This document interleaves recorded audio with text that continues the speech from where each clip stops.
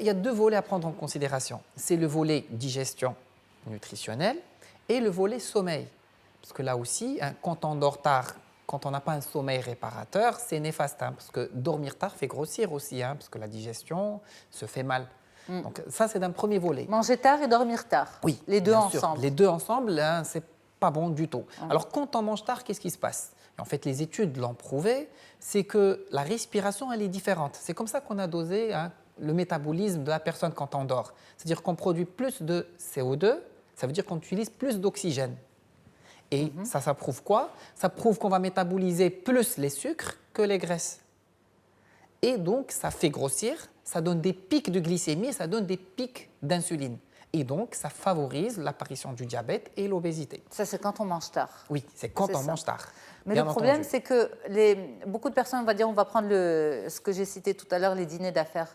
Toutes ces personnes qui mangent dehors pour le boulot, justement, c'est en général à un âge où on est plus susceptible et plus fragile à développer des maladies métaboliques, c'est-à-dire fin trentaine, début quarantaine, cinquantaine.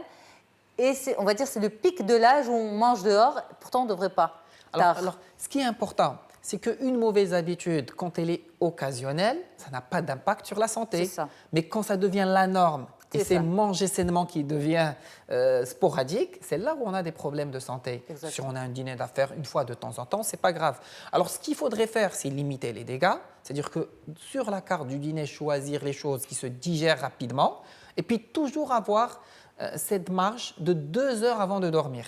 Quand même. Bien sûr, il faut toujours 2 heures avant de dormir. Alors là, je vais aller plus loin, c'est-à-dire qu'aujourd'hui, les études sont claires. Plus de risques d'obésité, de maldigestion, de diabète, de maladies cardiovasculaires. Mais aujourd'hui, il y a eu même une étude qui a pris des personnes qui ont des cancers de prostate et des cancers de sein. Et ils ont fait des études en leur changeant leurs habitudes alimentaires. C'est-à-dire ils ont fait une étude pareille, ils ont trouvé que même ne pas avoir cet intervalle de 2 heures favoriserait l'apparition du cancer de sein et du cancer de prostate. C'est ça. Donc là, les études sont allées encore plus loin.